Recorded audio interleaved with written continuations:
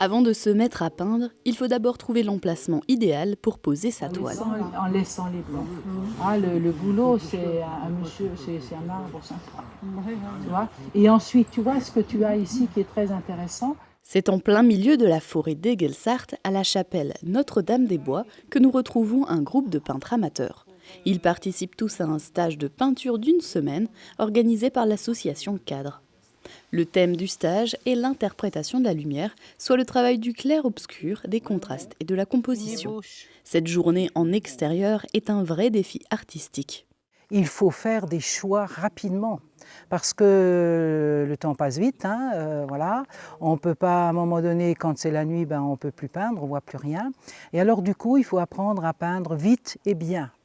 Alors ça, c'est pas évident au début, mais on essaye, donc on fait un petit croquis, puis après on cherche ses couleurs, et après il faut y aller. On peut toujours rectifier à la maison. Alors je conseille aussi aux gens de faire une photo de l'emplacement, enfin de là où ils ont peint, pour histoire s'ils veulent rectifier quelque chose à la maison. Chaque stagiaire a choisi de peindre un endroit différent du paysage. J'ai choisi de peindre les arbres et alors surtout les troncs d'arbres. Alors pourquoi? Parce que c'est ce qui est dominant. Mais je me suis dit, puisqu'on a une très très belle série de troncs d'arbres ici et c'est peint très haut, eh bien je vais peindre les troncs d'arbres et la lumière entre les troncs d'arbres, la lumière de la mousse qui est au pied des arbres. Tous les arbres sont plus ou moins verticaux. Cette branche n'est pas verticale. Elle sort donc du cadre. Ça fait plusieurs années que je peins des étangs. J'avais envie vraiment de peindre des arbres. Et le thème cette année, c'est la lumière.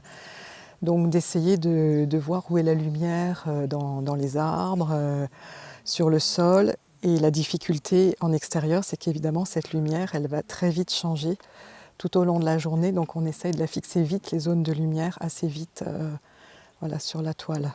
L'autre contrainte en extérieur est le transport du matériel, plus ou moins volumineux en fonction de la technique utilisée.